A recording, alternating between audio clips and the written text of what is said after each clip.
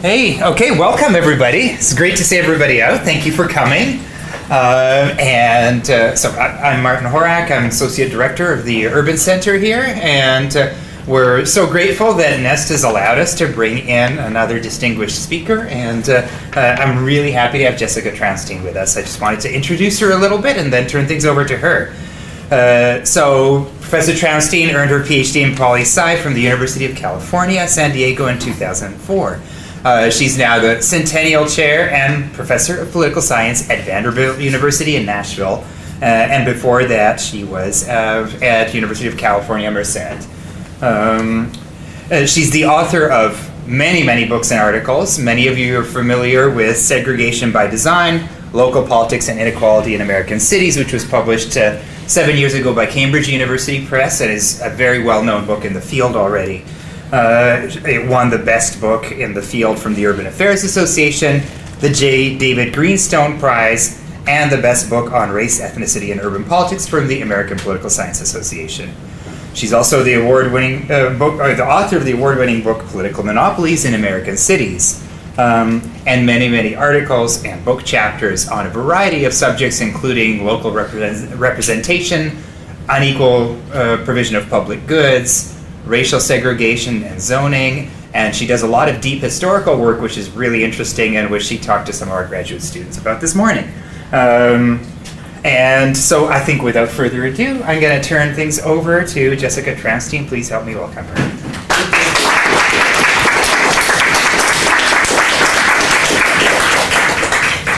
Thank you, Martin, for that lovely introduction, and thank you all for being here today.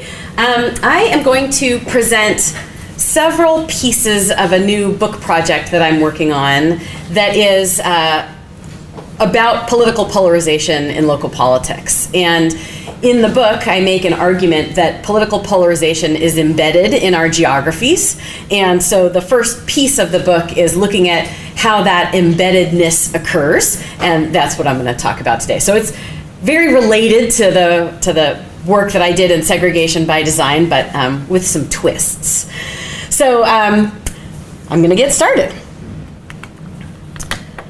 So the image of white suburbs with excellent schools, ringing central cities filled with people of color and struggling educational systems defines the conventional view of segregation in American politics today. But this view is inaccurate, and it's inaccurate for two reasons. One, many people of color live in suburbs today, and there remain many white privileged neighborhoods within central cities. It's well understood that land use regulations play a significant role in the maintenance of segregation, but all of the existing quantitative studies of this question have analyzed segregation between cities, looking at the role of land use regulation in maintaining that separation between suburbs and the central cities. Additionally, we don't really understand exactly why economic regulations have this consequential effect on racial segregation. So today, I'm going to argue that privileged neighborhoods use the land use process to entrench their exclusivity. That is, that land use regulations are also used to generate segregation within cities, not just between them. The development of land use regulations and zoning maps is an intensely political process. Cities hold public hearings to gather the input of residents. An appointed planning commission often makes recommendations, and ultimately elected officials of the city are responsible for adopting plans that deal with land use regulation. As cities grow and develop, these land use regulations are adjusted over time and layered on top of each other. So we can think about land use regulations that govern the parcels of a city as an accumulation of past political choices, which I argue ought to benefit politically privileged neighborhoods. I'm going to build this argument in several steps. First, I'm going to use a relatively new method to me, probably not to the rest of you, a computational model to show that economically restrictive zoning that is preventing development at the lower end of the income distribution, produces racial segregation. And I'm going to talk about the factors that are necessary to link those two processes. Then I'm going to use markers of privilege from historical maps combined with modern day parcel level zoning information to demonstrate that privileged neighborhoods have more restrictive zoning. Finally, I'm going to show that land use regulations are highly correlated with segregation between neighborhoods and between schools within central cities and within school districts. But first, a little bit more about my argument. Why would privileged neighborhoods seek exclusivity? Well, maybe this is obvious, but restrictive zoning has a number of consequences for people who benefit from the restrictive zoning. Restrictive zoning builds wealth for existing owners. It limits congestion. It shapes the demographics, particularly the income and race of the residents who live in a community, and it allows for the capture of public goods. I propose that privileged neighborhoods want to protect and preserve the demographics of their community, and that they use land use regulations to do this. Just as a sort of way to think about this, we can think about school segregation and the desire to protect school segregation as a way to learn about this. So preserving school segregation has long been an important goal of white families in the United States. And we can see from the historical record that when the federal government mandated the integration of public schools, white families made several choices to avoid that process. They enrolled their kids in private schools, they protested busing vociferously, and very importantly, many white families moved to the suburbs, where residents were whiter and wealthier than residents of the central cities, and schools were generally higher performing. The reason why suburbs were such an effective mechanism of avoiding integration is in part because of land use regulations. The land use regulations of suburbs have become much more stringent than the land use regulations of central cities. And it is that link that helps us to understand how land use regulation protects segregation. But why do privileged neighborhoods need government protection? After all, privileged neighborhoods and schools are already filled with the right kind of people. Well, the trouble is that individual property owners have incentives to undermine the goal of segregation by selling or renting their property to undesirable residents. So I'm going to tell you a story because I like to tell stories, and because it helps me to think about this process, and hopefully it'll help you too. So as Martin suggested, I moved to Nashville fairly recently, about a year and a half ago. In the lead up to the move to Nashville, we were living in the Central Valley of California in a little town called Merced. Merced, unlike the rest of California, has a property market that is not very vigorous. So when we were getting ready to sell our house, we were nervous about the ability to sell our house, and we had a short timeline before we had to get to Nashville. So we put our house on the market cautiously, and then watched all of the houses that were near us to see what was happening in the property market. Maybe you do this anyway if you're selling a house, but this was my only experience with it. So we put our house on the market, and pretty soon after we had put our house on the market, nearby, about 3 blocks away, 2 houses came on the market that were selling for much, much more money than our house than we were asking for our house. So for those of you who don't own property, this is a good thing for us, right? If these houses that are nearby sell for a lot of money, a lot more money than we're asking for, then our house looks like a steal, right? And we're for sure going to be able to sell our house and make the move to Nashville. Well, one of these houses ends up selling, so this is good. The second house, you can see on the website, Zillow, you can see that something is happening. It's like it looks like there's been an offer made, it appears that it's under contract, but there's no movement. And because Merced is a small town, everybody knows somebody else, I decided to figure out what was going on with this house that was apparently under contract. Well, it turned out that the house was, the people who made an offer on this house were seeking to transform the house from a single-family house to a 6-unit assisted living location for elderly people. So this is going to be a 6-unit, non-profit organized, supportive housing unit for seniors. 6 elderly people. Can you imagine the outrage of the neighbors? They were beside themselves. We cannot have 6 old people living in a single house. I mean, this is a huge house. It was like 5,000 square feet, right? So it's not that there's not enough room for the 6 old people. It's that the idea of densification in this single-family neighborhood was apparently going to be a problem. So these neighbors, they get together and they're arguing against this. But in America, right, property rights are property rights. The owners can sell to whoever they want to sell to. And the buyers, as a nonprofit organization, have every ability to, under the law, to cut up this house into 6 units and place 6 seniors there. Well, the neighbors are fighting this. They take them to court. They go before the city council, the county supervisor. I mean, they're yelling at anybody that will listen to them that this is an outrage and it is going to destroy the neighborhood because of the 6 old people. Well, the nonprofit organization then has to fight this in court, right? They have to muster up the money and the time to get their way, to be able to purchase this house and convert it to senior housing.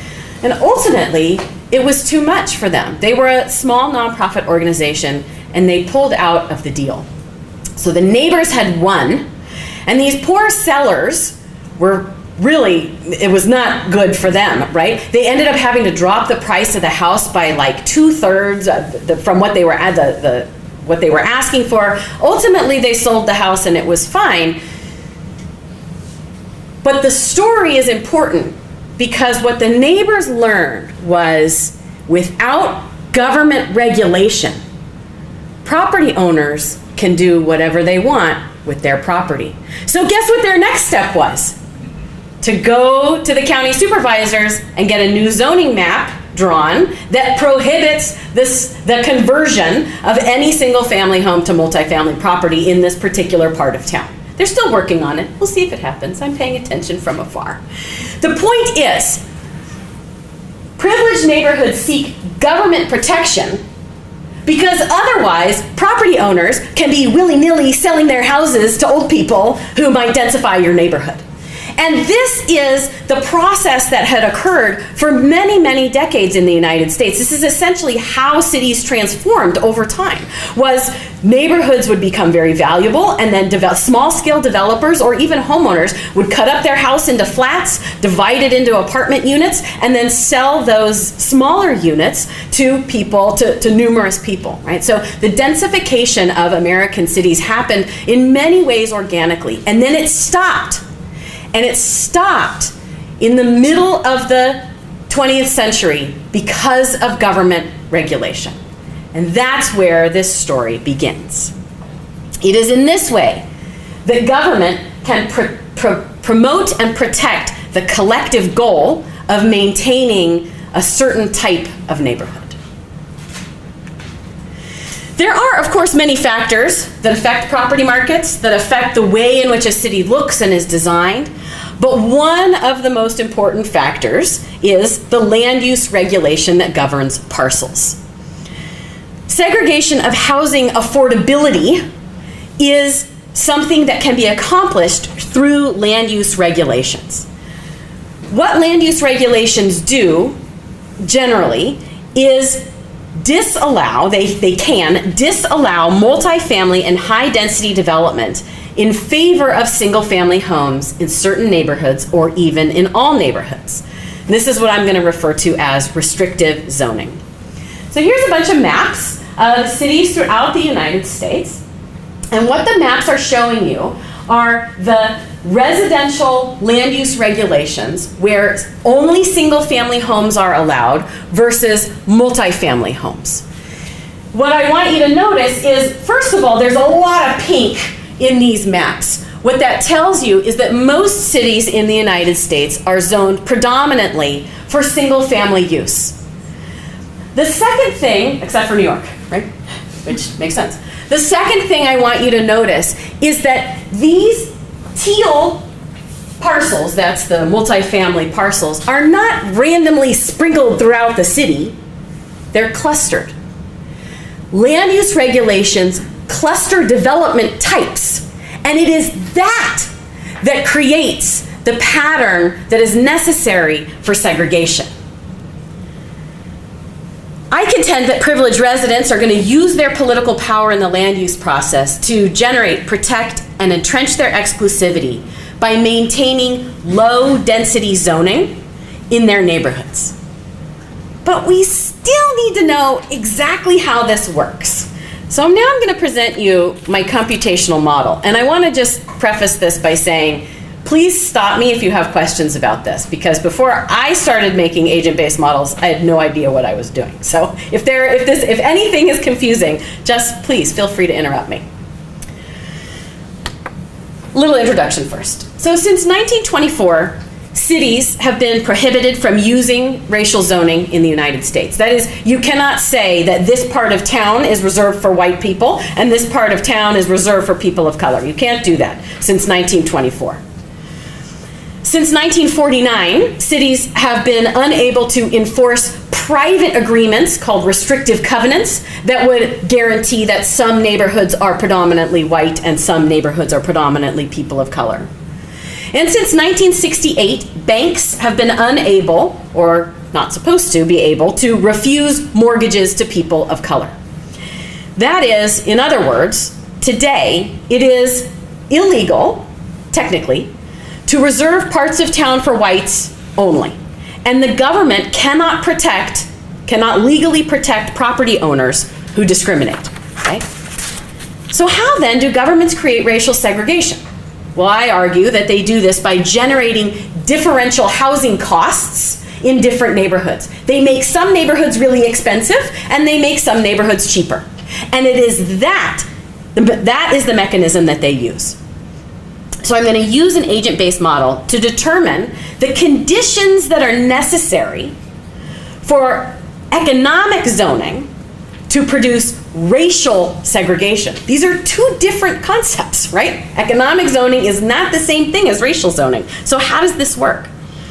I'm going to vary the starting assumptions of my model to see how residential segregation patterns change when I make different assumptions.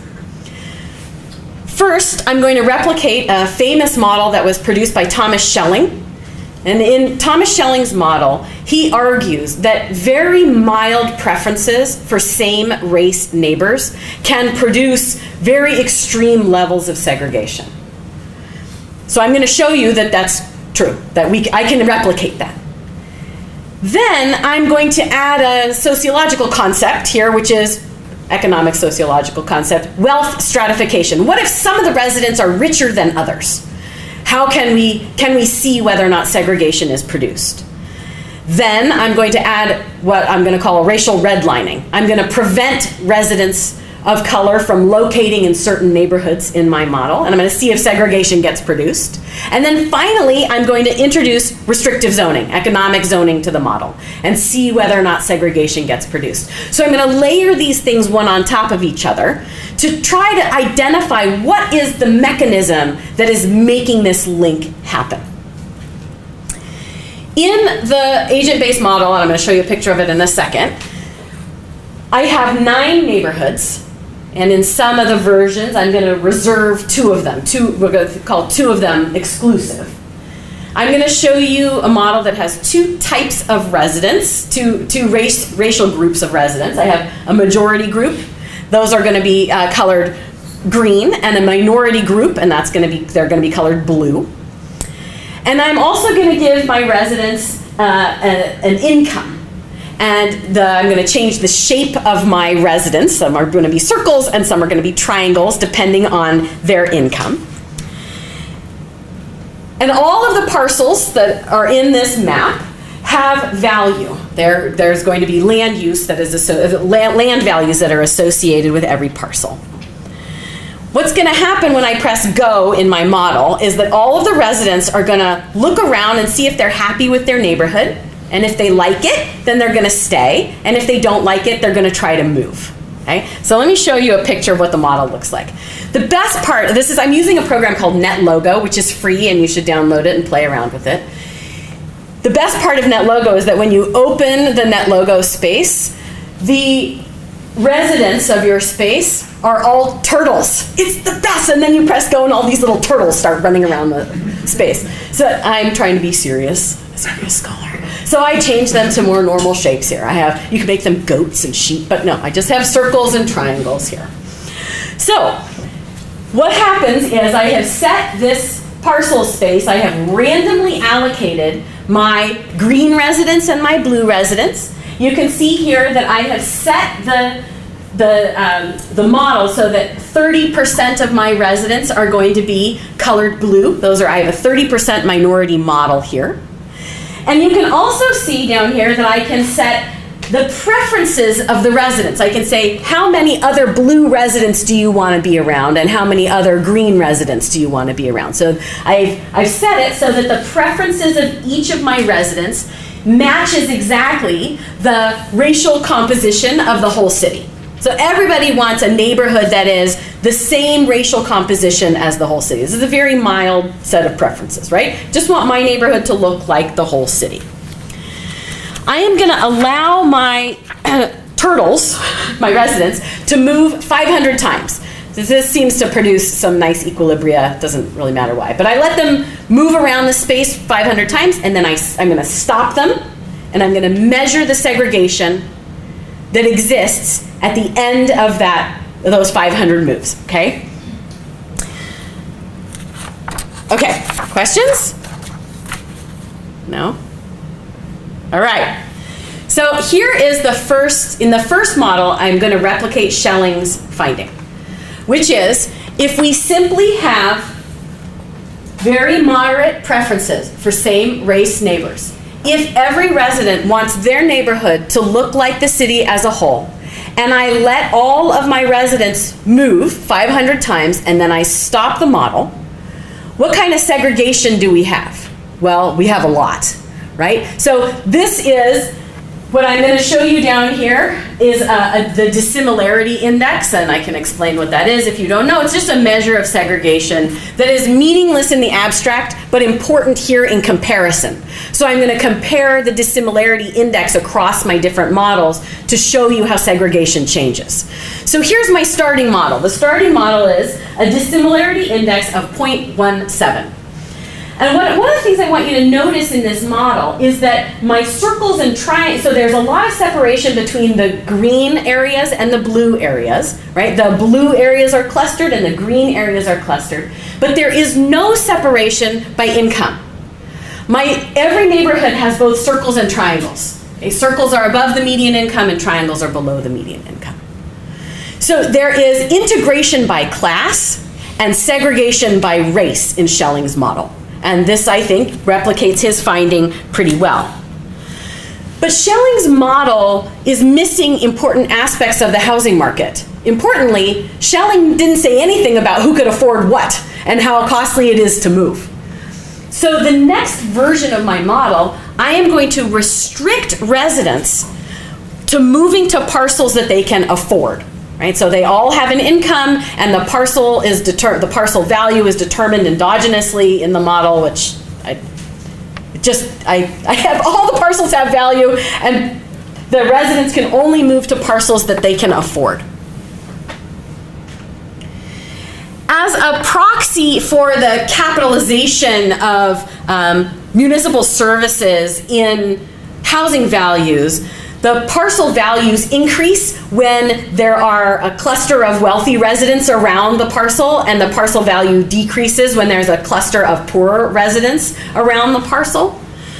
And I've added here an additional restriction, which is that my circles also want to be around other circles. So the rich residents want at least 25% of the residents in their neighborhood to also be wealthy.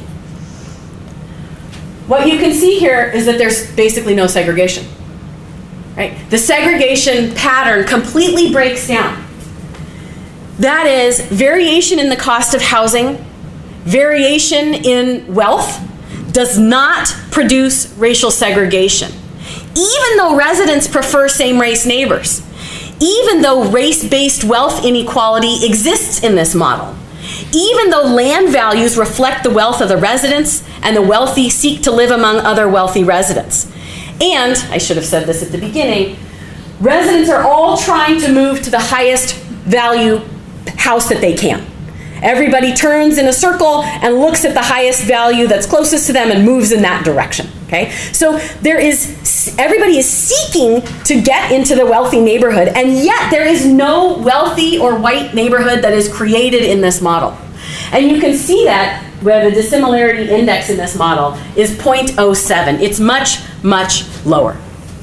So why are these factors insufficient for producing segregation? Well, the answer is illuminated by this graphic. Despite all of these settings, despite all of these assumptions that I have made going into this model, housing costs do not become clustered by themselves. Okay? As long as lower priced housing is located near higher priced housing, then the high income residents and those willing to pay to avoid the other race are unable to maintain segregated neighborhoods. So if homophily and inequality are insufficient to produce segregation, why do we see so much of it in the United States today? Well, you know my answer. Okay, so here is the model that asks a question which I got a lot of before I added this part of the model, which is what happens if there's redlining? What happens if the minority residents in your model are simply prevented from moving to a neighborhood, right? So this is sort of the classic model of using violence or using the government muscle to keep black residents out of white neighborhoods in various ways. And you can see that when I prevent blue residents from locating in the corner spaces, there's a lot of segregation. The segregation index shoots up to 0.34, that's double what it was in the initial model. Redlining is an extremely effective maintainer of segregation by race, but not by class. Again, you can see that there are triangles and circles in those restricted neighborhoods. But today, redlining is at least technically illegal. So, this is the final piece. Finally, I'm going to make it so instead of those two corners preventing blue residents from locating there, I am going to make it so that those two corners prevent lower than median income residents from locating there. No triangles in these neighborhoods. And you can see that that preventing lower income residents from locating in the two corner spaces produces much more segregation than the prior models. It's not as high as the initial model. It's not as high as the redlining model, but we get back close to the initial Schelling result, which is a dissimilarity index of 0.15. There are many real-world policies that produce this pattern. Setback requirements, floor area ratios, height limits, historic overlays, minimum lot sizes, development caps, impact fees, bans on affordable housing, bans on renting, bans on complex families. All of these things are utilized by cities to change the affordability of clusters of parcels. They're never making this decision for one parcel at a time. They're making these decisions for whole neighborhoods. And when whole neighborhoods are protected by restricted zoning, you can see that we end up with much more racial segregation. It still seems like there's some pieces missing here though, right? I've shown you that this exists, but why? What piece of the model is doing this? To probe this result further, I varied individual settings in the model to better understand the conditions under which restrictive zoning produces higher levels of racial segregation. So the first thought was, maybe it's the preferred share of majority neighbors. Maybe if the majority is more tolerant of the other race neighbors, we will not see restrictive zoning have this consequence. And you can see, because there's a gap between these two lines, that at every level of the preferred share of majority neighbors, restrictive zoning has significantly higher levels of segregation than the models without restrictive zoning. And the gap gets bigger as my majority group gets more racist, but it never goes away. It doesn't go away even at the lowest levels of this graph. However, there are a couple of conditions where zoning does not produce this effect. First, if minority residents are indifferent to the race of their neighbors, so remember, I'm only changing here the preferred share of majority neighbors, and I'm holding fixed the minority preferences to live at least among some other minority neighbors. If I make my minority residents in the model indifferent to the race of their neighbors, we only see this gap appear starting at about this part of the graph. Right? Secondly, if both groups are indifferent to the race of their neighbors, zoning only produces this consequence when rich neighbors prefer at least 30% of their neighborhood to also be rich. I draw from these various tests that it is America's potent combination of racism, classism, and structural wealth inequality that allows land use regulations to operate as a mechanism of racial discrimination. Without all of those things in place, zoning regulations would not necessarily have this consequence. So, next I want to explore how this is going to operate outside the world of NetLogo, if there are really no questions. I always get so many questions about this model. Okay, I'm just going to keep going. For as long as cities have existed, privileged neighborhoods have sought to maintain exclusivity. And I write about this in my book, Segregation by Design.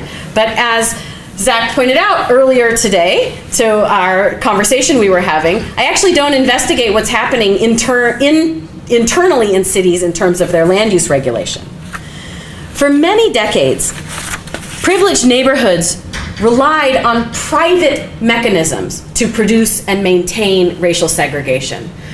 I mean mechanisms like restrictive covenants or racial steering by real estate agents in achieving those goals. The use of zoning as a tool to protect neighborhoods doesn't really take off until several decades after the Second World War. We really see an expansion of zoning as a tool to maintain privilege in the 1960s and 1970s. There are a whole bunch of reasons for that I'm not going to go into, but I could answer lots of questions if you have any. I just point this out to say what's important for me to be able to econometrically identify whether privilege leads to restrictive zoning is to find a measure of privilege before zoning was in place. Right? I have to take one step back and figure out which neighborhoods would I expect to want to use the land use process to maintain their demographics. So to do that, I'm going to turn to a set of maps that are very famous. You've probably seen them on the internet, called the Homeowners Loan Corporation maps. A lot of people refer to these as redlining maps, which is an incorrect term, but I can answer that question too. The Hulk maps detail neighborhood conditions in 211 communities across the United States. The goal of these maps was to describe the credit risk of refinancing foreclosed mortgages. So we're in the Great Depression, the housing market collapses, hundreds of thousands of people cannot pay their mortgages. And the belief was, from the federal government's perspective, that propping up the housing market, stabilizing the housing market, was going to be an important component of the economic recovery. So they developed a whole bunch of different programs to stabilize the housing market. One of the programs that was developed was the Homeowners Loan Corporation, which was going to offer government-backed loans to refinance existing mortgages to prevent people from losing their house, prevent people from going into foreclosure. In order to do that, Holk had to describe the credit risk of all of the different neighborhoods where these loans might be made. So they sent out thousands of government employees across the United States to go with a tabulator, right, a little checkbook, a little tabulation mechanism, to go say what each neighborhood looked like. And they walked from neighborhood to neighborhood, and they talked to people. They talked to real estate agents. They talked to bankers. They talked to neighbors to define which were the good parts of town and where were the not so good parts of town. And you can go in and read their description of all of these parts of town. It's absolutely fascinating.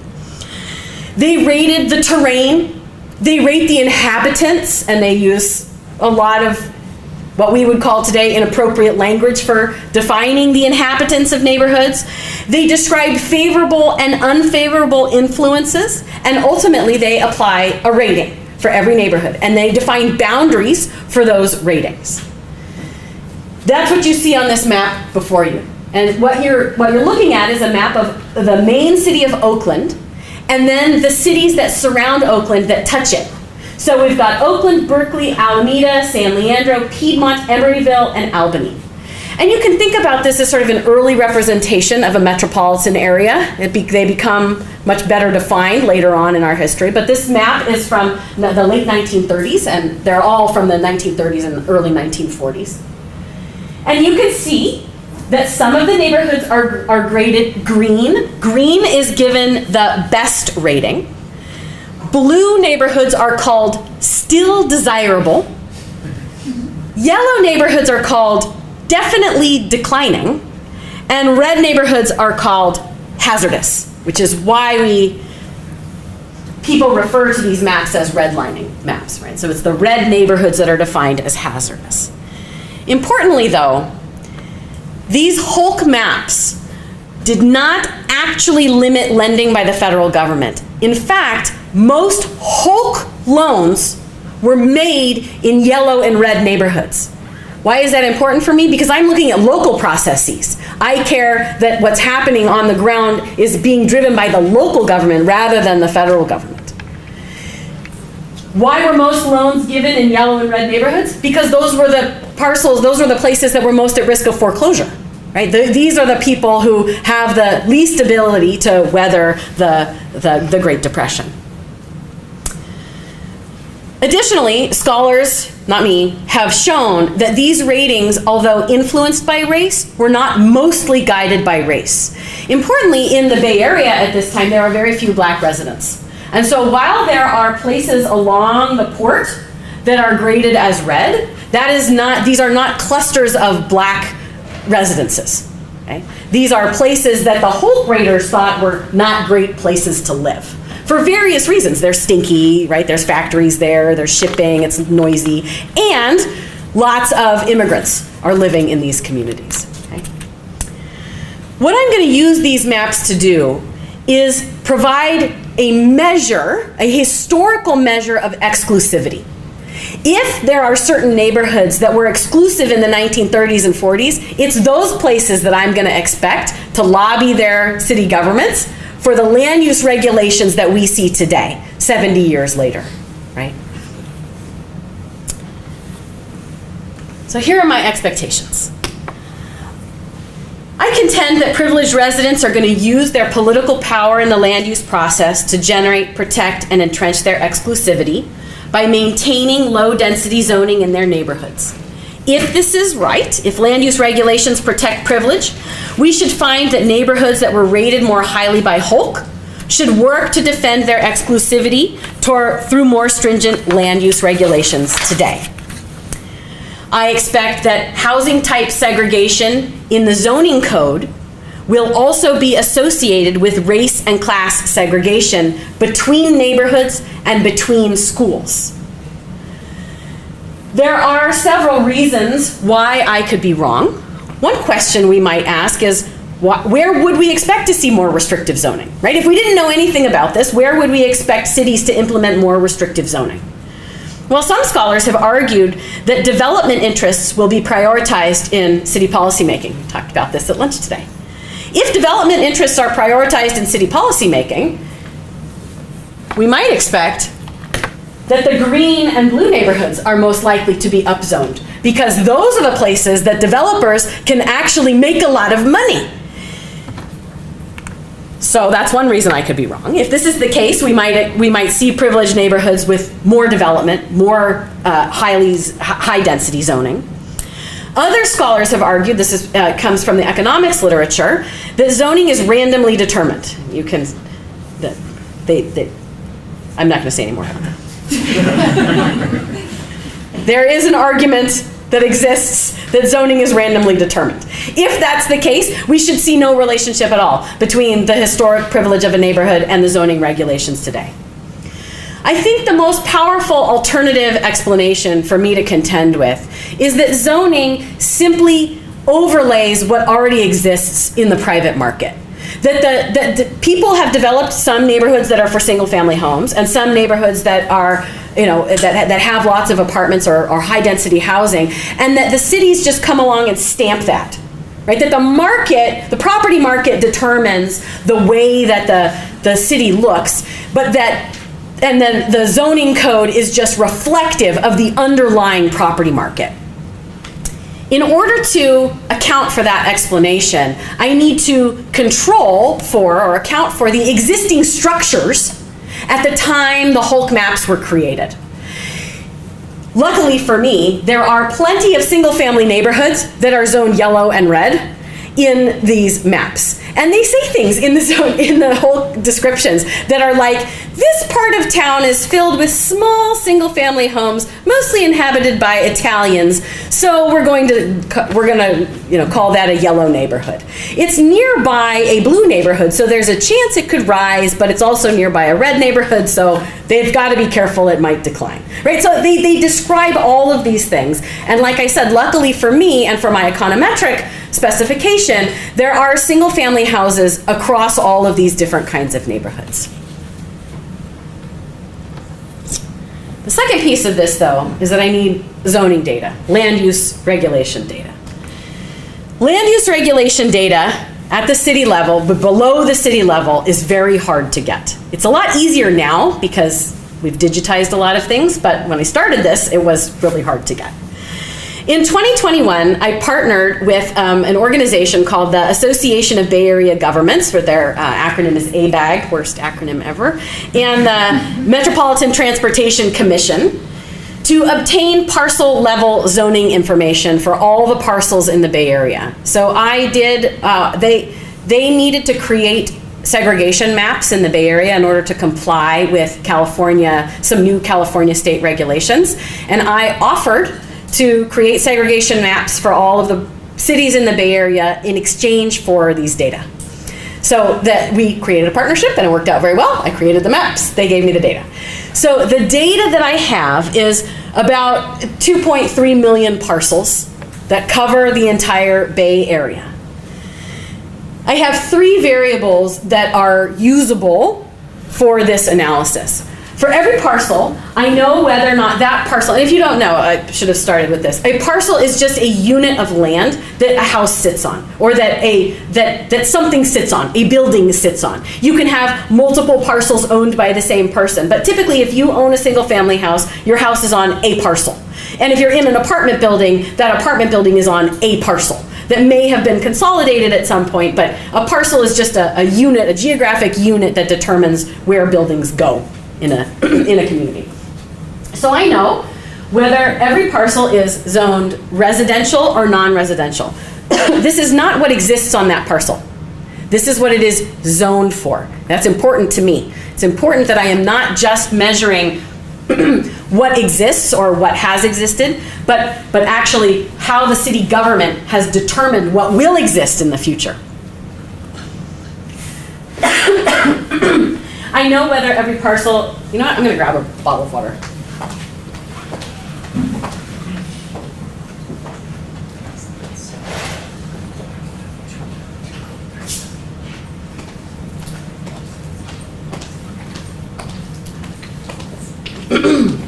Sorry, I got a tickle. So I know, oh, there goes my voice, that every parcel is zoned multifamily or non-multifamily.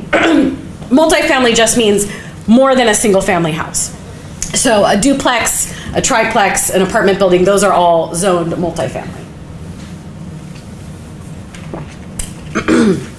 And very importantly, I know the dwelling units per acre that are associated with every parcel.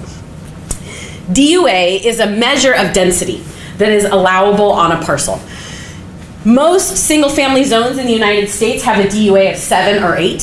That means an eighth of an acre, that every parcel that has a single-family house is about a seventh or an eighth of an acre. In California, the DUA that is associated with high-rise apartment complexes tends to be somewhere around 30 or 40.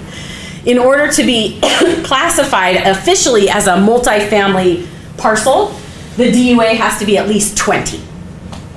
Okay, so that's how California defines density per parcel. As I mentioned before, the primary land use mechanism that generates segregation is the prohibition of density in certain neighborhoods. So these three variables completely capture that concept for this analysis. I joined these data to the Hulk maps that I just described, as well as data on the share of houses, existing houses in a neighborhood that were single family as of 1940. And I did all of this in GIS. Okay, so here are the data for the Bay Area. I have 13 Bay Area cities that had Hulk maps. Albany, Alameda, Berkeley, Brisbane, Daly City, El Cerrito, Emeryville, Oakland, Piedmont, San Francisco, San Jose, San Leandro, and Santa Clara. And you can see that the Hulk raters didn't think that highly of the Bay Area at the time, right?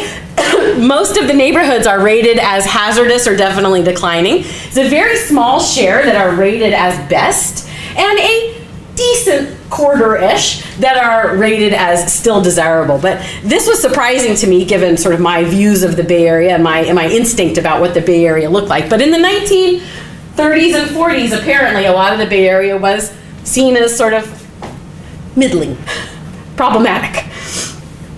I have in this joined data set 330,000 parcels that I'm going to be able that I'm able to analyze.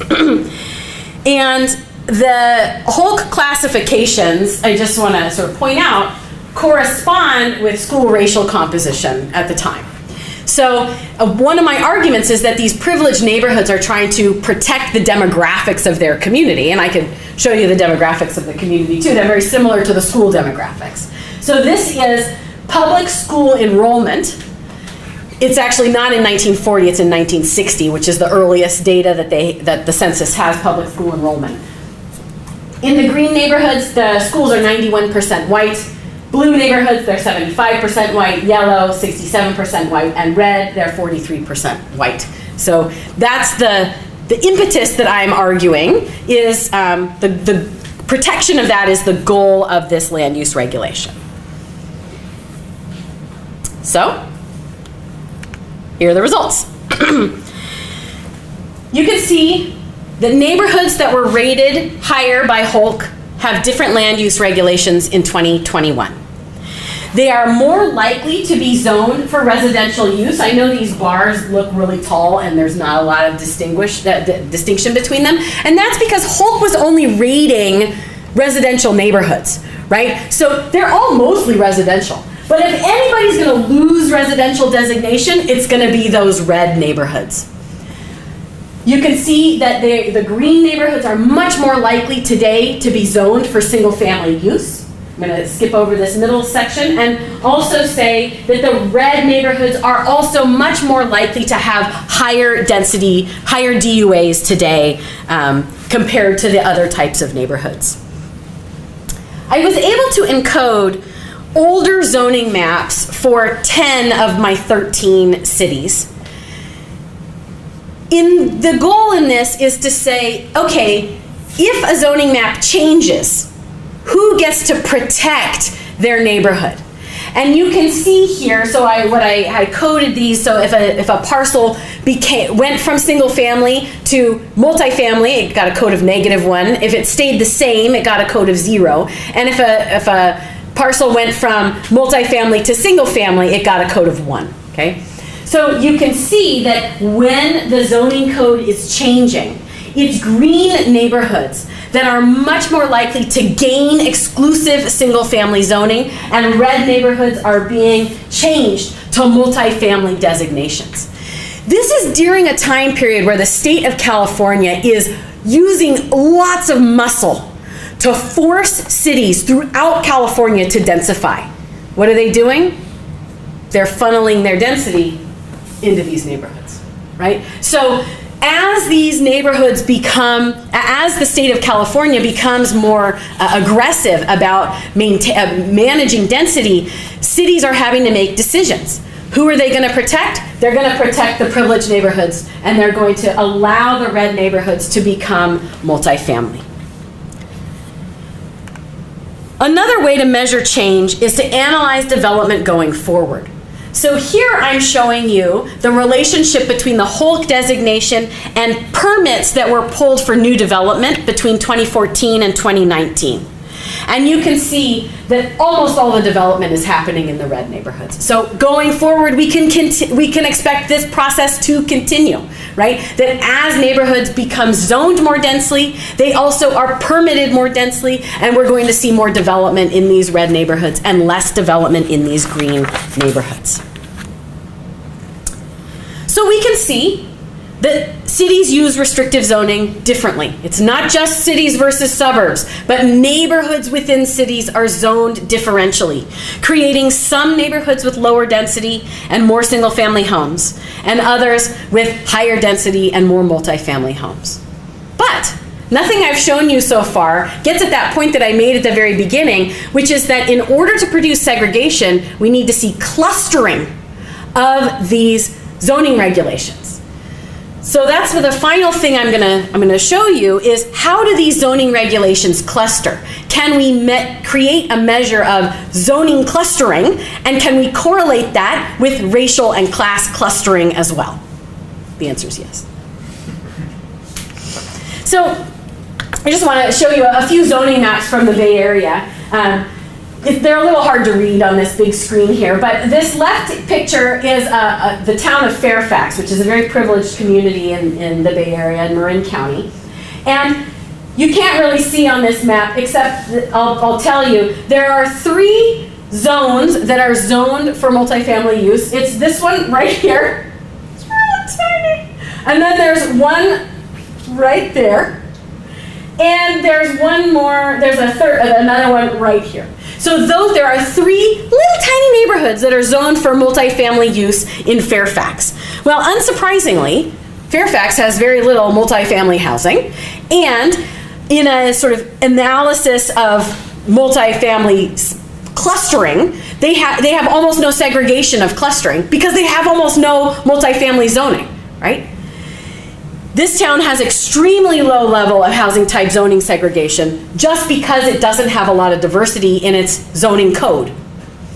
This middle city, the city of Santa Rosa, has a lot more diversity in zoning types. There are multifamily zones, there are single family zones, but the multifamily zones, which are the orange and darker orange colors in this map, are sprinkled throughout the city.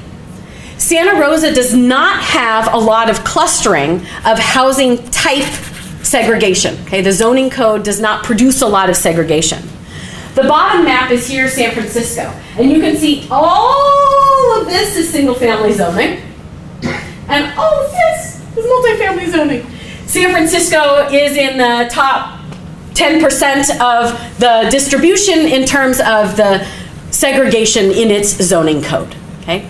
So in order to quantify this, I'm going to measure zoning code segregation using a standard measure of segregation, Tiles H index, and I'm not going to go through it for time, but I'm happy to answer questions about it. Essentially, it asks, how different is every neighborhood from the city as a whole? If the city as a whole has a lot of, the share of multifamily housing is, say 20%, in each neighborhood, does every neighborhood also have 20% multifamily housing or not, right? So it's how different is every neighborhood from the whole?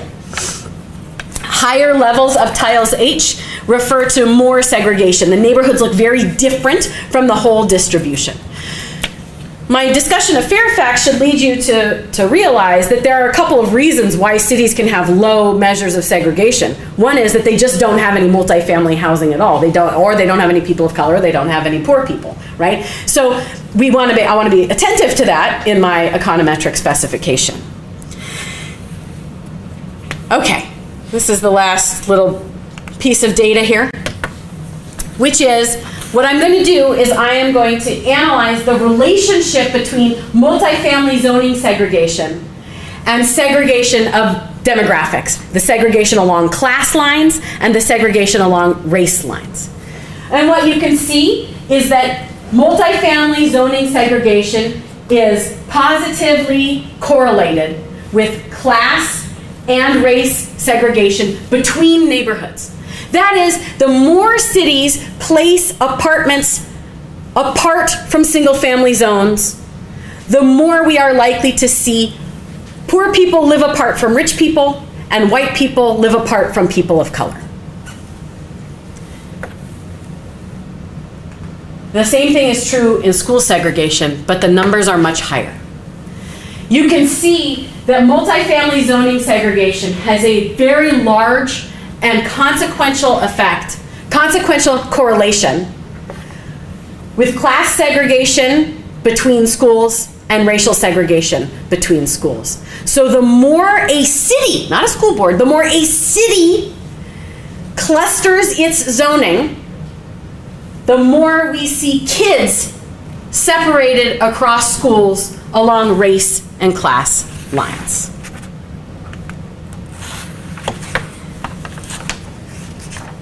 So, we know that segregation creates inequalities between race and class groups. It has meant that schooling and neighborhood service provision experienced by racial and ethnic minorities and low-income individuals is inferior to the schooling and service provision that is experienced by white and wealthy residents. But we're still learning how segregation is generated and maintained. I've argued that segregation is built by public policy and is maintained by public policy. These are not the preferences of the children or families of color in segregated communities. These are the preferences of the segregators who benefit from their exclusion. Understanding how the segregators capture and maintain this power is essential to building a better world. And these papers are just one tiny step toward that end. But it's really just the beginning. And I'm glad there are a lot of graduate students here to work on knowing more about the strategies that segregators use to persuade their governments to protect their interests. I have continued to leave a lot out of this discussion, but that just means there's more work for you all to do. So that's it.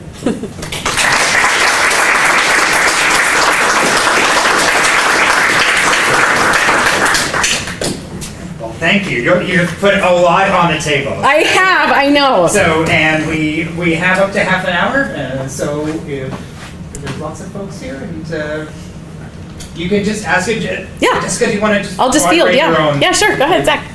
I do have a question about the age-based model. So, do the white and minority triangles and circles?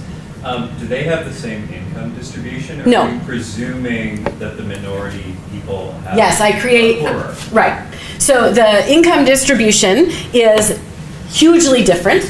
So the median wealth of my white residents in this version of the model is $60,000 a year, and the median income of my minority residents is $35,000 a year. So I used the 2009 American Community Survey to identify, these are gamma distributions, so there's not everybody has the same income, right? So the mean and the standard deviation are given by the census for Black and white Americans. One question, What happens if I make them the same? Yeah, so that is one, if I make their incomes the same,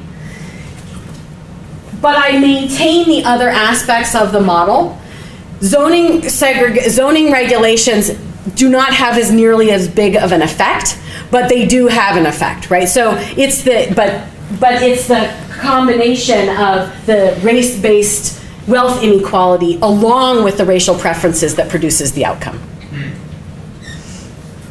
In the back there. Apologies in advance if I'm breaking an irrelevant point and therefore missed something important. But when I think of what I know about the Bay Area, the word gentrification comes to mind. Yep. And I would assume that that means that these areas that were red are changing and becoming more desirable. So in what you're studying, would you pick up or study how zoning changed as a result of gentrification? So gentrification is a really, really hard concept to study, in part because there is no good way to determine what which direction the causal arrow goes, right? So developers build lucrative condos in places where housing values are rising because they know that they can make money there. Also, we know that when we clear land for new development, we displace lower income residents who then don't have the ability to afford the new development. So it's circular. My data don't capture anything at all about the housing market. All they capture is what the city has decided to regulate on that particular parcel. If gentrification causes the city to zone certain parts of town more densely or less densely, or if the city zoning decisions cause gentrification, that's not going to be, those patterns are not going to be reflected in what I've shown, because the models that I've analyzed don't incorporate land value. Just a quick follow-up. You mentioned gentrification, like the building of fancy condos and stuff. What I had in mind, and I'm not sure how relevant, I think it's relevant in the Bay Area, would be single-family houses or single-family housing neighborhoods, such as Cabbagetown in Toronto for Toronto people, that were previously lower income but get bought up by higher income people. Yeah. And there's no condos being built. It just so I would, if I understand your model, I would expect the people who did the gentrifying to work hard politically to make sure that neighborhood was either maintained as single family or made single family if it wasn't already. Yeah, I mean I think that is what my argument would predict, and these data suggest that that's not happening. Right? That the red neighborhoods are the ones that are losing out. So if these red neighborhoods are where all of the young people with a bunch of money are moving to, and that in these single family homes, and then trying to maintain their status as single family homes in the Bay Area, it would suggest that maybe it would be worse if there weren't gentrifiers there, but most of the density is being funneled into these red neighborhoods, regardless of who lives there.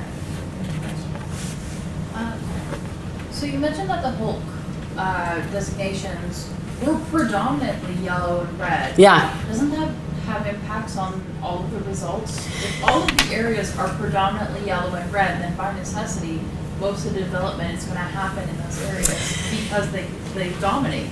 So this is a parcel level analysis, right? That is aggregated up to the neighborhood level, and so they're all ratios, right? What share of the neighborhood is zoned single family? What share of the neighborhood? So it's accounting for the different the baseline differences in the share of parcels that are overall zoned, that are overall classified one way or the other, because they're ratios.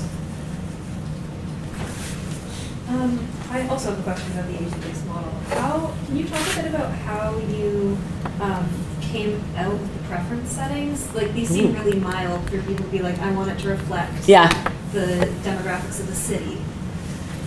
The process of this model is a long and winding path. I started this model because I wanted to see whether race-based preferences or income differences were more consequential in determining segregation. And neither one of them mattered. And I was very frustrated. And so then I just changed two of the corners to be that no poor people could live there.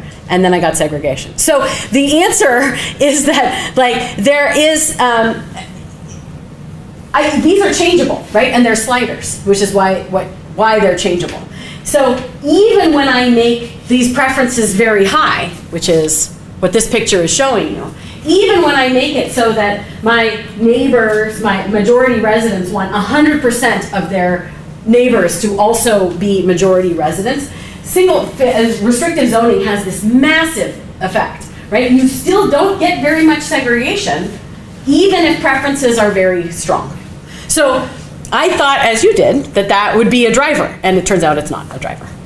I mean, it matters, but it matters in the context of all of these other factors also being in place. Yeah. And just following right up on that, I'm still trying to wrap my head around the causal mechanism, and would you just summarize again then? So do I understand correctly that it matters, the zoning matters because even when you say, even if people are very racist, if inequality is very high, the collective action problem that you illustrated in your story still takes hold at the aggregate level. Right. Unless regulation overcomes the collective action problem. That's right. That's essentially right. That's why it becomes. Right. So in this version, these are my Merced neighbors, right? Like, they cannot maintain the neighborhood that they want to maintain. Every parcel ends up going up and down in value, but there's no clustering of that. There is variation, and you probably can't see it very well, but the model is shaded so that darker parcels are less valuable and lighter parcels are more valuable, and that changes as the model runs. So there is variation across the space. There's just not clustering in that variation, right? Which requires the strong arm of the government to do that. Right. Can you go back to the very first model as well? Sorry, Yep. Right. So this is where I populate the model. Yeah.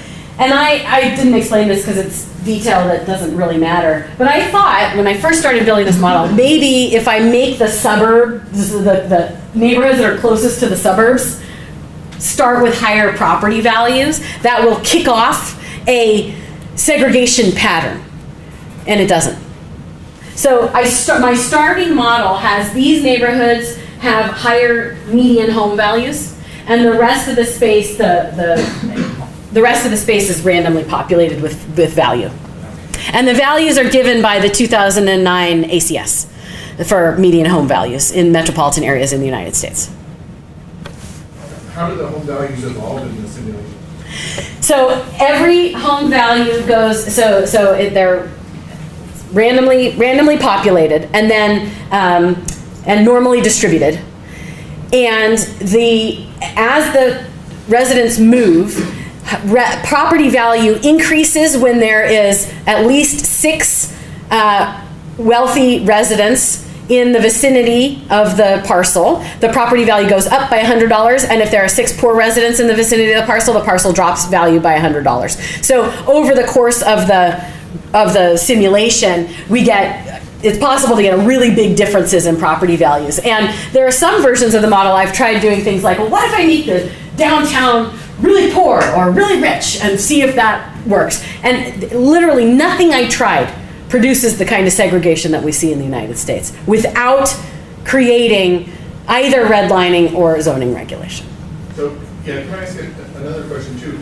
And this is mostly just about my ignorance about how zoning works, but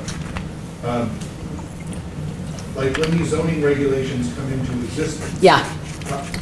How does that happen? Yeah, God. And then what's the Zach. kind of status quo bias on these things? It's very sticky.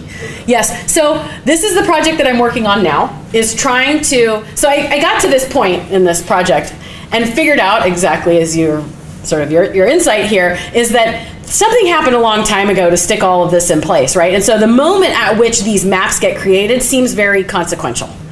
So I need to go back to when these maps are created. Well, it turns out there's the written record is difficult to unearth regarding the conversations that were being had about the generation of these zoning maps. And I'm still really early on in the process. And so I'm hopeful that I will figure this out, that when I get some information about the generation of these general plans. So I did a records request for the state of California for the very first general plans that were filed in the 1960s. The state of California passes a law that says that all municipalities have to file a general plan which is accompanied by a zoning map in the 1960s. So I thought, ooh, this is it. Like I'll find this, I will get that moment and then I can go in the newspaper archives and I can figure out what is happening on the ground. And the state of California wrote me back and said, we didn't keep any of them and nobody filed them anyway. So so far I've hit dead ends, but my instinct and talking to planners is that it's those moments of the generation of these maps that's going to be consequential. And I don't know the answer yet. Sort of who's at the table? I mean, I can take guesses about who's at the table, and there's a lot written in case studies about this, but I don't have any data to show you. Could you bake that into this simulation? Could you say, well, let's imagine that it's like this or that or some other way?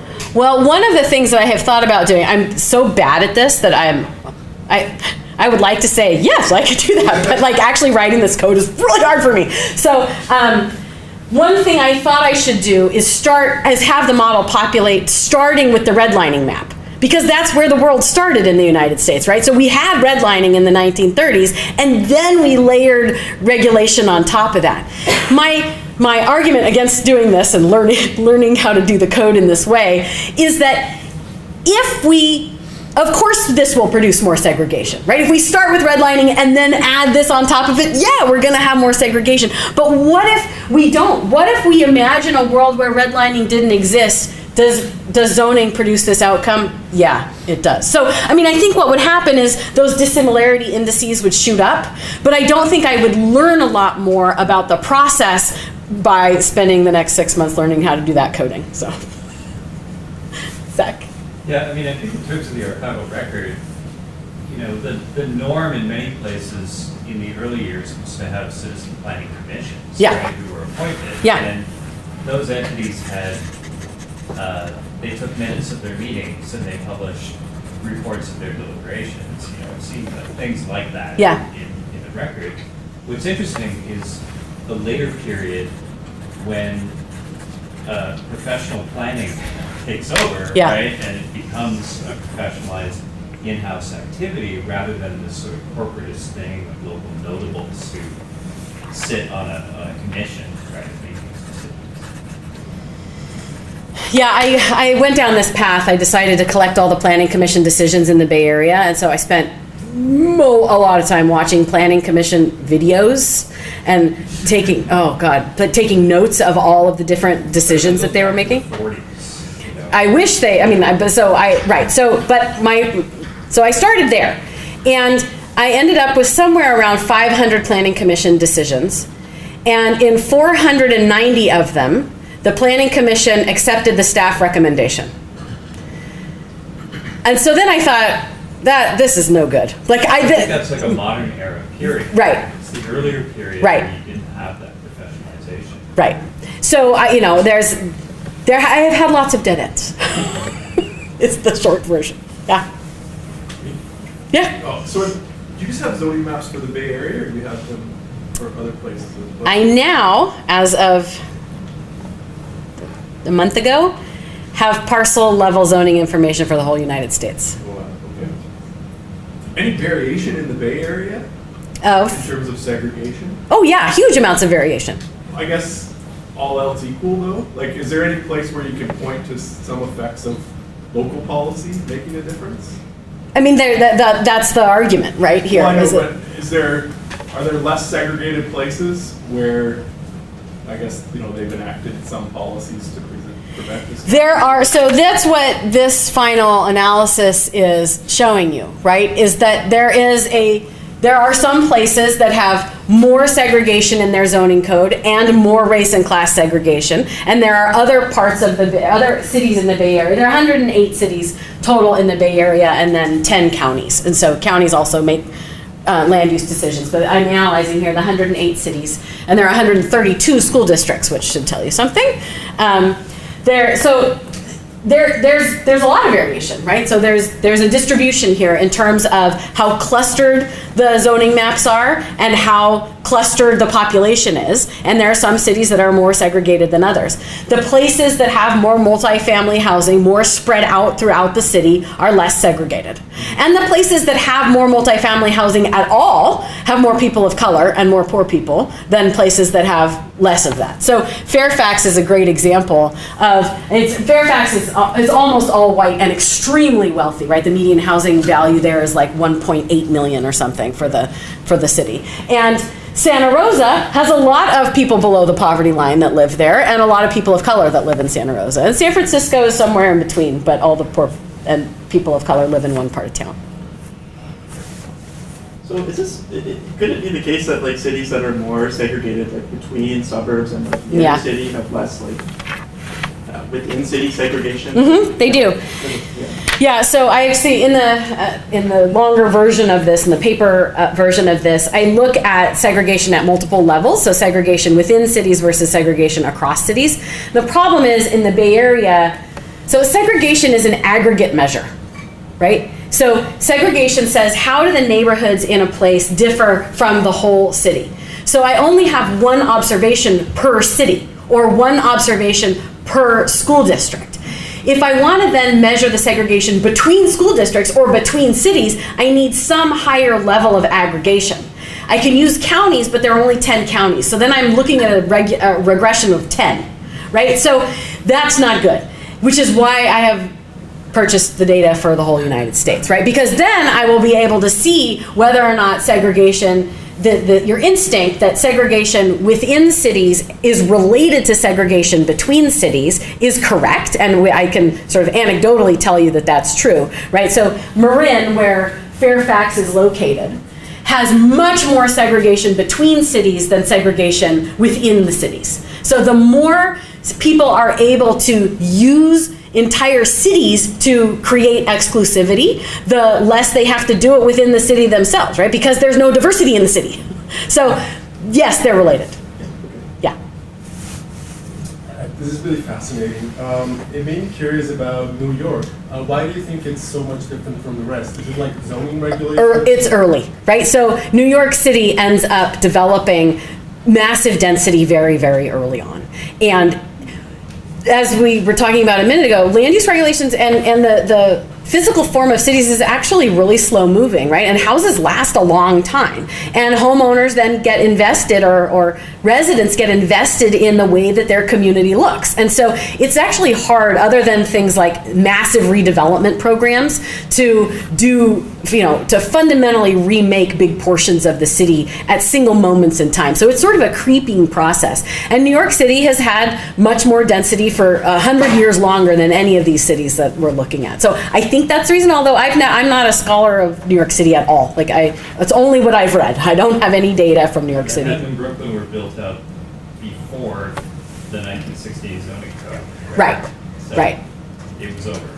I was thinking it would be interesting to see some of the single-family proportions for some of the other older Eastern Seaboard industrial cities, places like Philadelphia and Boston and so on. Yeah, and they're similar to New York, because then we'd know how much time. It's just about time of development as opposed to something else. Yeah, and these data that were collected by Emily Badger, they're just such cool data and very, very hard to get. But now I have the data. I cannot, so this data set that I purchased that has the parcel level zoning information for the whole United States, I can't open it on my computer. It's too big.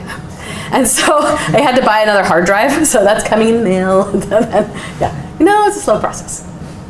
And these you have only for these. This is collected by Emily Badger from, who's now, where is she now? Wall Street Journal? I can't remember. Anyway, this was the New York Times at the time. Yeah.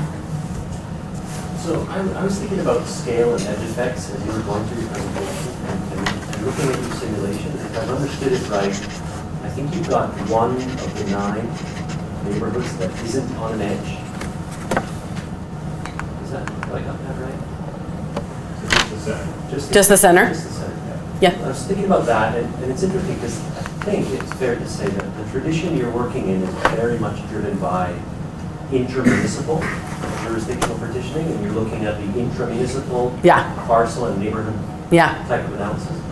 And I wondered if you repeated your analysis for parcels and neighborhoods along the edges, and if you'd see more of a dissimilarity index from one city to the next amongst neighborhoods facing each other rather than within municipalities. Yeah, so one thing about the model is that the residents can actually move around the back of the, like that's just a programming thing in NetLogo. So that's why, and you might be able to see it back there, there's this like tiny strip of high value properties here. It's because they connect to the high value properties over there. So in the model, this is like a sphere.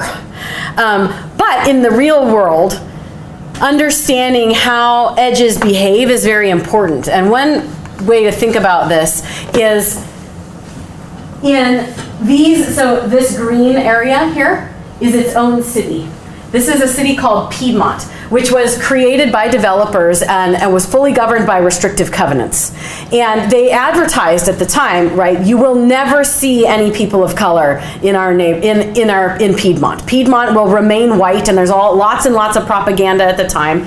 And so then, but there are parts of Oakland that border Piedmont, and those areas are blue and green, right? So this green little strip here is actually in Oakland, not in Piedmont.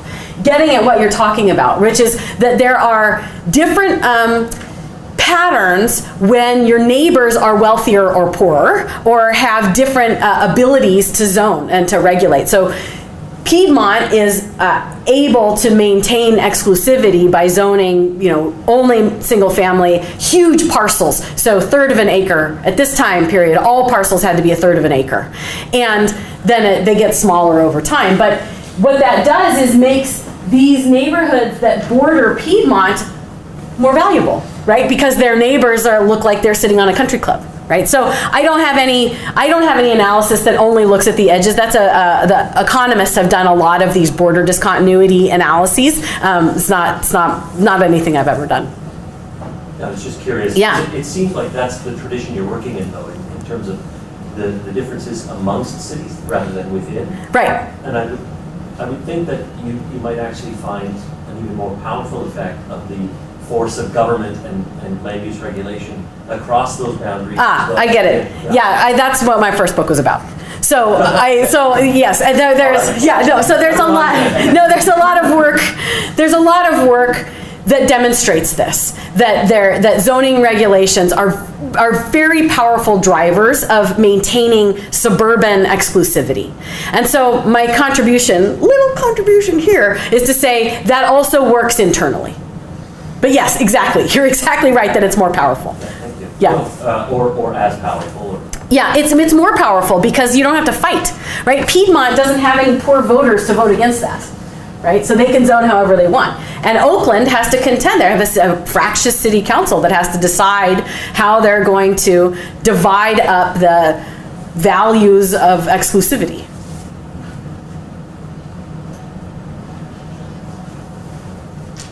So we have maybe time for 1 or 2 more questions if anybody has any. I have one about transportation.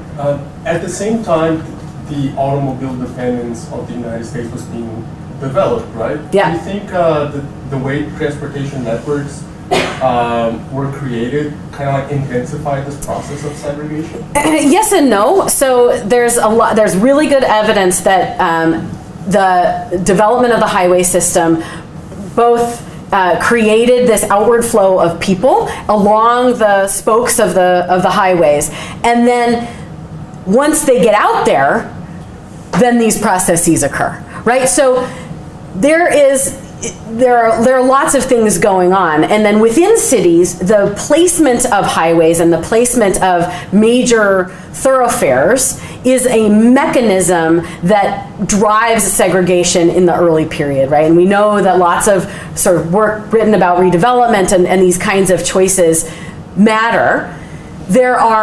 So zoning is a tool that is used in addition to these other kinds of mechanisms that you're highlighting. So absolutely.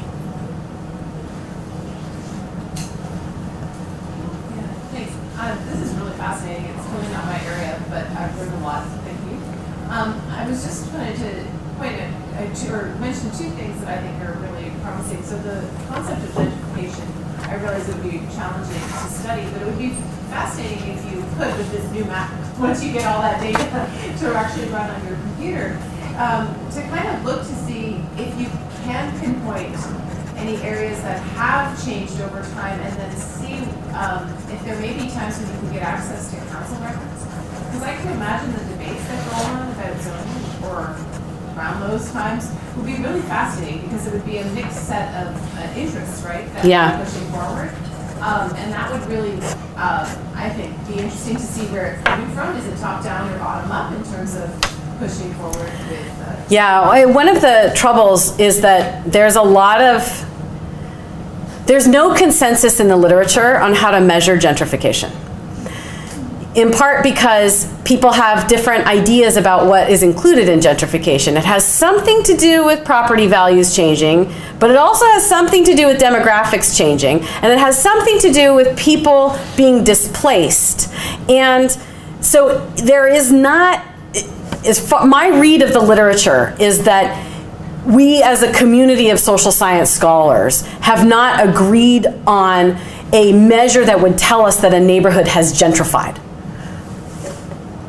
But looking at change over time and understanding as the demographics change, do the politics change, is something I could totally do, right? And is very interesting, even if I can't call that gentrification, right? Studying if, this Italian neighborhood that's along the port suddenly becomes Chinese, does that change the dynamics of the conversation that are being had? Probably, right? And that would be interesting to know about. And so, this is sort of Ira Katz-Nelson's style, sort of thinking about ethnic change in a neighborhood or along race or class lines, and trying to understand how that affects debates about land use regulation, I think would be very fruitful. And the other point I would raise is just, I'd be interested to know how much it is coming from the residents themselves. Right. And how much is coming from the city, because obviously Judaism is one aspect of it, but to what extent is this actually being engineered at a different level? I don't know what records exist or what kind of debates get recorded, but something along those lines. Yeah, thanks.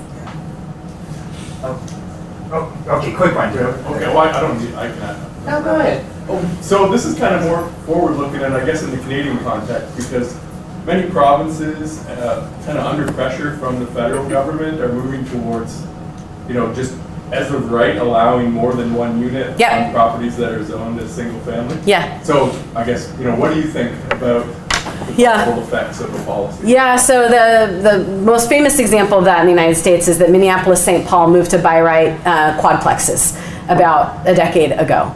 And there was big fanfare about it, right? And they had lots of public pronouncements about how this was a remedy for historic institutionalized racism, and they were very explicit about what they were doing. Lots of, excitement about this, and then nothing happened. And nothing happened for two reasons. One, in order to make a single family home into a quadplex, the single family owner has to sell to a developer who wants to make a quadplex. So there wasn't that much turnover happening during this time period in Minneapolis-St. Paul. But the second reason is that the zoning regulation of multifamily versus single family is only one tiny fraction of the land use system. So Minneapolis and St. Paul went back to the drawing table and said, what other regulatory structures are inhibiting the development of these quadplexes? And they found that it was floor area ratios, height limits, and parking requirements that were the big inhibitors to developing quadplexes. And so it wasn't until the city council revised all of those things at once that they started to see development. And now they're getting a lot of development. But it takes concerted effort and an attempt to disrupt tools that have been long used to maintain low density in cities in order for it to happen. So I don't know the Canadian context, but my guess is that there are lots of probably strategies to maintain low density that don't have to do with, by right development. Okay, well, we'll end it there. Thank you very much. Thanks.